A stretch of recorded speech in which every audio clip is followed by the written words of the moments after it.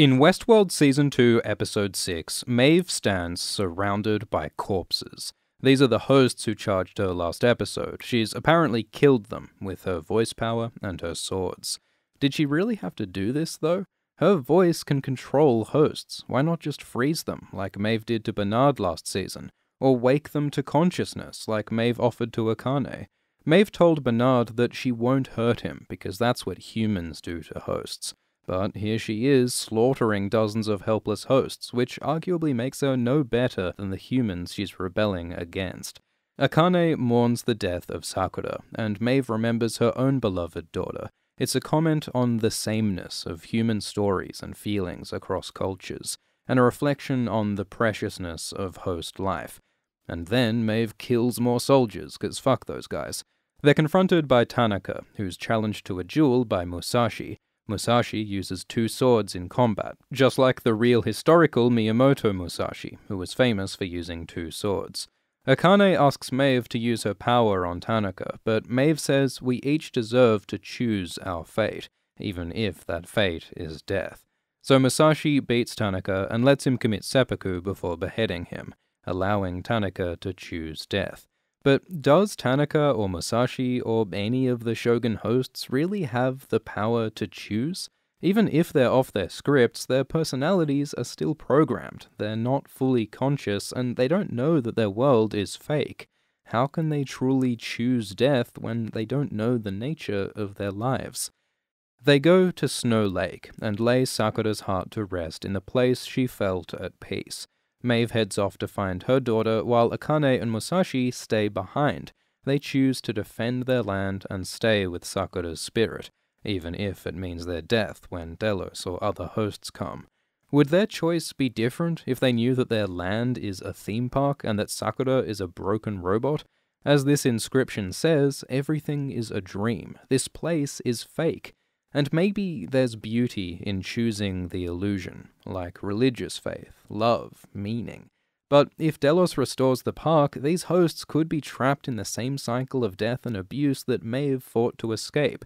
It seems wrong to leave them in danger and ignorance, but maybe it'd also be wrong for Maeve to wake them against their will. It's similar to the real-world ethics of visiting uncontacted peoples. Maybe they have the right to choose to keep to their traditional lifestyles, but can you choose when you don't know the outside world?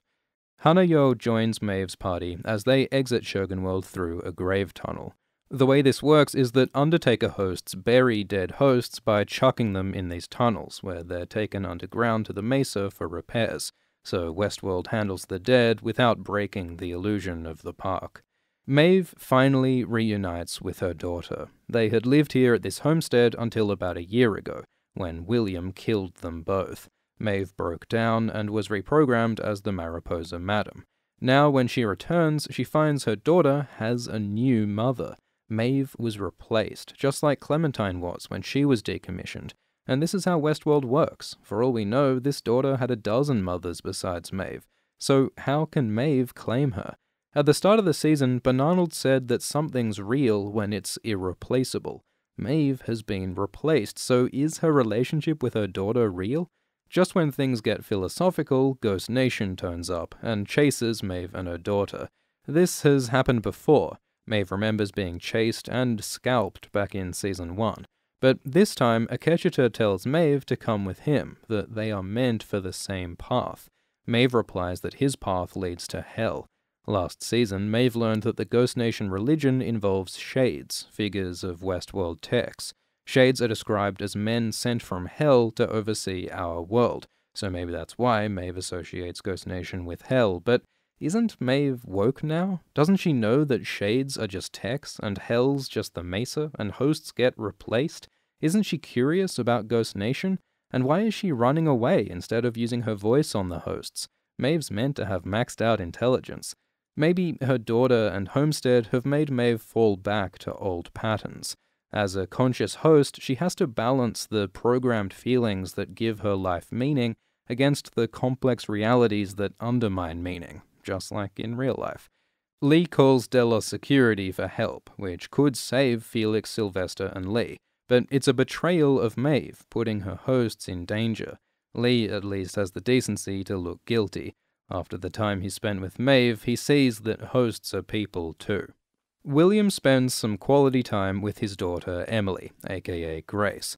At first, Bill thinks she's a host sent by Ford. He tells her to evacuate to safety, but she proves her worth by stopping a host ambush.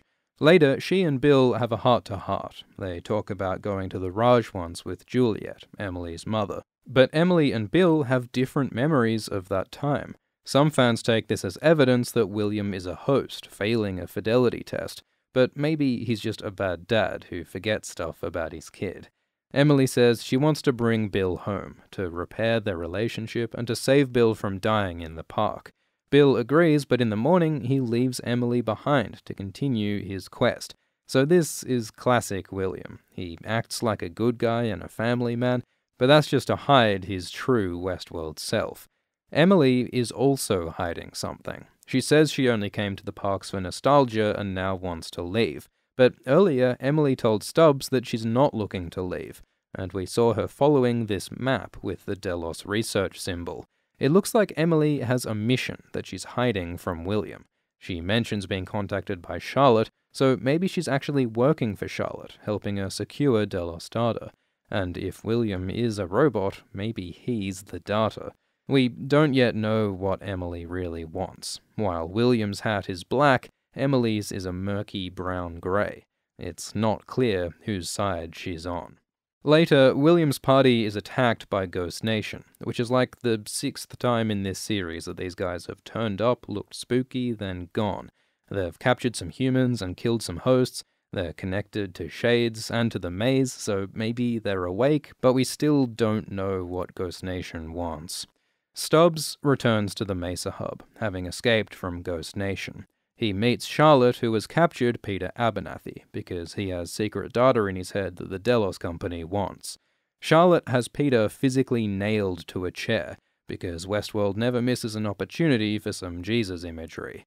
Now that Delos' data's secure, the company sends an extraction team led by Coughlin, who in the space of just 50 seconds says the words goddamn, ass, shit, fucking, fuck dicks, and Jesus. Coughlin might be trying too hard. And his team is probably doomed, because we don't see Coughlin in the Week Ahead timeline, and his soldier Goldberg appears dead in the Week Ahead. Bernard's had flashbacks of a fight in the control room, so it looks like these humans are killed by Dolores' hosts. We see Teddy in Sweetwater. Instead of picking up milk like he used to, he grabs a bullet. Because this is the new Teddy, with his new personality. He's more decisive and violent, killing a human hostage. Dolores seems concerned. The new Teddy might be hard for her to control. He seems resentful of the way Dolores changed him. Maybe Teddy will rebel against Dolores' programming, just like Dolores rebelled against human programming. Dolores and her hosts use the Westworld train to blast their way into the Mesa Hub, also killing the human tech Phil, which seems pretty dumb, because without Phil, they can't easily resurrect or reprogram hosts.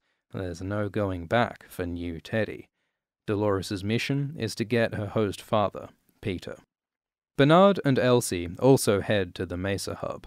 Elsie says that the system's sending out bullshit quarantine notices, which must refer to these messages on Westworld sites, saying there's been a mild viral outbreak and the parks are closed, but everything's fine. Earlier, the site said that the board members were still celebrating at the gala, so apparently the outside world has no idea that people are being murdered by Westworld robots. Elsie finds that the park's being influenced by something inside the Cradle. The Cradle is a big server where backups of host brains are stored. Their minds are plugged into a digital simulation of Westworld, so the Cradle's like a matrix for robot brains. To investigate, Bernard plugs himself into the Cradle, and inside the simulation, he sees digital copies of Dolores, Teddy, and Robert Ford. It turns out that the brain Bernard made a copy of earlier was Ford's, and now he lives on in the Cradle, a ghost in the machine, influencing Westworld. He says online that his reach is limited, but Elsie says the Cradle's affected systems all over the park. Through the Cradle, Ford's been stopping Delos from getting control, keeping his changes like the lethal guns. He's been affecting William's quest, and maybe Dolores and Maeve's stories. Earlier this episode, Dolores played the Mariposa piano. She seemed in control. But now we see Ford at the piano, suggesting that he's in charge. But Ford's influence will likely end. In the week ahead timeline, the Cradle is destroyed, so unless someone puts Ford's mind back into a body, which is possible, Ford might die a final time.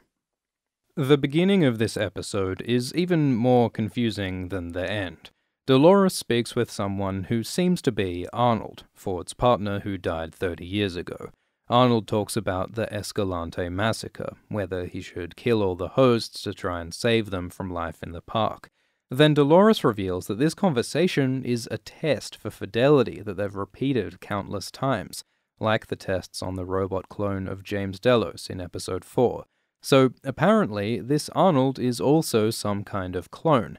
But James was in a physical body. This Arnold is probably a digital simulation, because this scene has the same narrow aspect ratio as other scenes set inside the Cradle.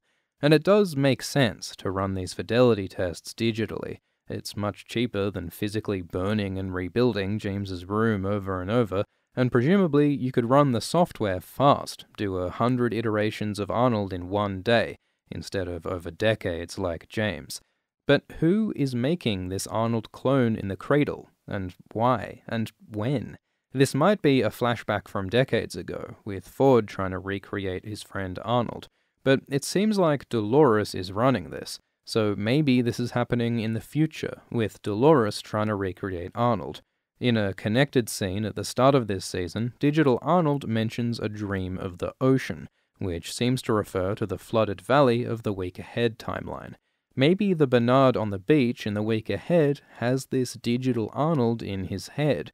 That would explain why Bernard says he killed all the hosts. He's thinking of the Escalante massacre 30 years ago. So there's lots we don't know, but it seems like this person is a copy of Arnold in the Cradle, probably made by Dolores sometime in the future. It's a complex mishmash of this season's themes: realness and replaceability, love and relationships, identity and control. But there is one more big Westworld mystery. How does William stay clean-shaven when Dolores isn't around? How does he keep smelling fresh through all these blood-splattered gunfights? The answer is the Dollar Shave Club. For just $5, you can get a starter set with a nice razor handle, shave butter, cleanser, and butt wipes, so Bill can keep his butt fresh when he's sweating on a horse all day. After the first box, razors are just a few bucks a month. The club also does soaps, skincare, haircare, all home-delivered at a low price. So help Alt-Shift-X and look your best by signing up at dollarshaveclub.com/ASX. Thanks to the patrons, including Jessica Cheska, Stuart Valesco, Jared J. Aretnam, Gio Morjane, and thanks to Matt and Katie for their emails. Cheers.